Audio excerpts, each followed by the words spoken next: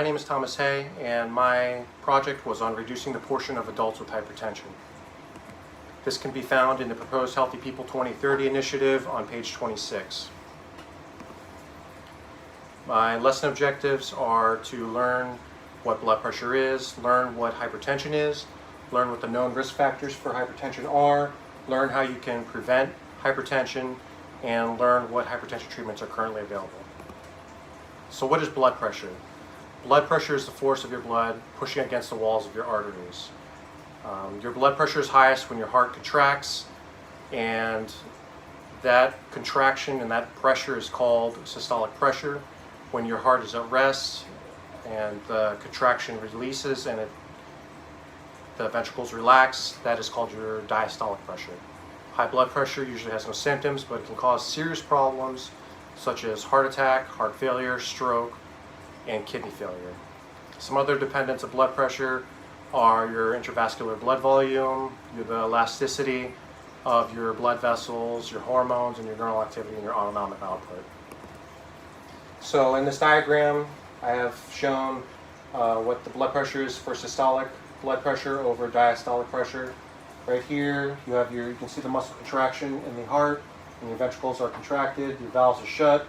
This is your systolic pressure. For your diastolic, you can see the ventricles are relaxed, the valves are open. That is your diastolic. So what is hypertension? According to AHAjournals.org, blood pressure is categorized into 4 levels based on the average blood pressure measured in a healthcare setting.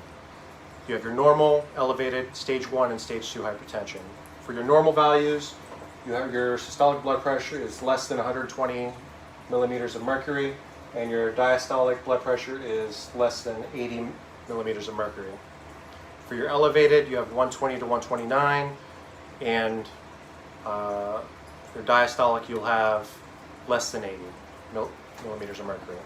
For hypertension stage 1, you'll have 130 to 139, and for the diastolic, you'll have 80 to 89. And finally, for hypertension stage 2, you'll have anything that's greater than or equal to 140 millimeters of mercury, or anything greater than or equal to 90 millimeters of mercury.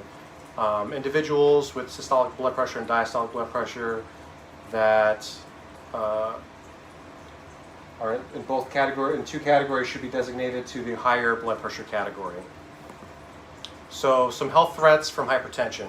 You have stroke, vision loss, heart attack, heart failure, kidney disease, kidney failure, and your sexual dysfunctions. So why is hypertension important? It is very common. Approximately 108 million adults in the U.S. have hypertension. That's roughly 45% of adults, and that's, if you think about it, that's 1 out of every 2. Hypertension significantly increases the risk for cardiovascular diseases such as stroke and other major illnesses. In younger patients, this is typically an indicator of an underlying disease. Only about 24% with hypertension have their condition under control, which is very alarming. That means their medications or their diets aren't in check. In 2018, nearly 500,000 deaths in the United States included hypertension as a primary or contributing cause. And about 30 million adults who are recommended to take medication may need it to be prescribed and to start taking it. Almost 2 out of every 3 of this group, approximately 19 million, have blood pressure of 140/90 or higher. Rates of high blood pressure vary by sex and race. Uncontrolled high blood pressure is common. However, certain groups of people are more likely to have control over their high blood pressure than others. A greater percentage of men have high blood pressure than women. High blood pressure is more common in non-Hispanic Black adults than in non-Hispanic white adults, non-Hispanic Asian adults, or Hispanic adults, period. Among these recommended to take blood pressure medication, blood pressure control is higher among non-Hispanic white adults than in non-Hispanic Black adults, non-Hispanic Asian adults, or Hispanic adults. So in order to be diagnosed with hypertension, a diagnosis, you need to have multiple measurements, whether it's at the physician's office or at home. A single high blood pressure at your physician's office or at home doesn't necessarily mean you have hypertension. That's an indication for white coat hypertension. So if you have that one random one, don't worry. Like I said, you need to have multiple measurements done. So some proper measurements of blood pressure. In order to get proper measurements of blood pressure, you need to have a calibrated machine free of defects. Your blood pressure cuff has your bladder in it. It needs to cover 80% of the circumference of your arm. The patient has had to have rested for at least 5 minutes. And if you've drank coffee or you've smoked, you need to wait on the patient for 30 minutes before you conduct that, or else they'll have elevated blood pressure. So screening. All patients 18 years or older should definitely get screened yearly. An exception to that is if you screened as a high risk, if you screened for one of the risk factors. One of those being an example of the systolic blood pressure of 120 over 130, that's your elevated. And in that instance, you'd be screened every 6 months. So what are the risk factors for hypertension? There's the modifiable risk factors, and then there's the fixed risk factors. So under the modifiable risk factors, you have diabetes, you're a current smoker, you have high cholesterol, you're overweight, obese, you have a low physical activity, low fitness, and you have an unhealthy diet. Those are all things you can easily change in your everyday life. For your fixed risk factors, you might have CKD, which is your chronic kidney disease. You might have a family history of hypertension. You might be older, low socioeconomic, or you have low education, obstructive sleep apnea, male, and psychosocial stress. So here's a visual representation of the hypertension causes. You have stress, obesity, diabetes, unhealthy diet, alcohol consumption, smoking, old age, your genetics, or excessive salt. So some lifestyle modifications. Typically your BMI needs to be between 18.5 to 24.9. And this will reduce your systolic pressure around 5 to 20 milligrams of mercury.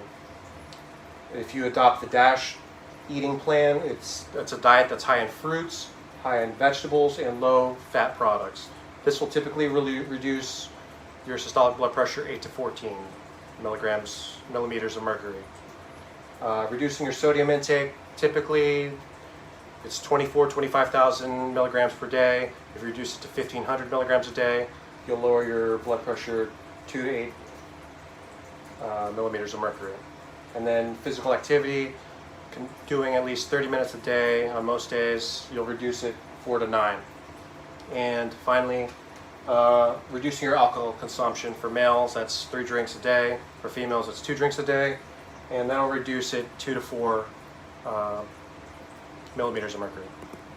So hypertension medications. You have diuretics. Diuretics are some of the most common drugs used for treating high blood pressure. They help the kidneys get rid of excess water and sodium. This reduces the volume of blood that needs to pass through your blood vessels, which lowers your blood pressure. There are 3 types of diuretics. You have your thiazide diuretics, your potassium-sparing diuretics, and your loop diuretics. This is a special. Thiazide diuretics generally have fewer side effects than the others. This is especially true when they're prescribed in low doses that are generally used in treating early high blood pressure. So next you have your beta blockers. They work by blocking the actions of chemicals in your body that stimulate your heart. This allows your heart to beat with less speed and force. Your heart pumps less blood through the blood vessels with each beat, so blood pressure decreases. Typically, if it ends in LOL, it's a beta blocker. Next, you have your ACE inhibitors. They keep the body from making a hormone called angiotensin II, which causes blood vessels to narrow. These medications lower blood pressure by helping constricted blood vessels expand to let more blood through. Typically, ACE inhibitors end in PRIL, P-R-I-L. So next you have your calcium channel blockers. To move, all muscles need calcium to flow in and out of the muscle cells. Calcium channel blockers help block calcium from entering the smooth muscle cells of the heart and blood vessels. This makes the heart beat with less force and helps blood vessels relax. As a result, your blood pressure decreases. Typically it ends in pine, and that lets you know that it's a calcium channel blocker. Some more hypertension medications include alpha blockers, alpha beta blockers, central agonists, vasodilators, aldosterone receptor antagonists, and direct renin inhibitors. And then finally, in 2019, a study was conducted for the Community Health Needs Assessment Report for Brevard County, where I live, and I chose this because it's very prevalent in my county. This assessment found that 46.1% of adults in Brevard County have been told their blood pressure was way too high. This is noted higher than the state and national average, and this fails to meet the previous Healthy People 2020 goal. That Healthy People 2020 goal was 26.9% or lower, which we did not meet. Brevard County has shown an uptrend in this category. As you can see, in 2004 it was 38.2%, and as years went on, it's just been increasing, and it's getting dangerous. 2019 was 46.1%. So hopefully this teaches you something and you get healthier. Thank you.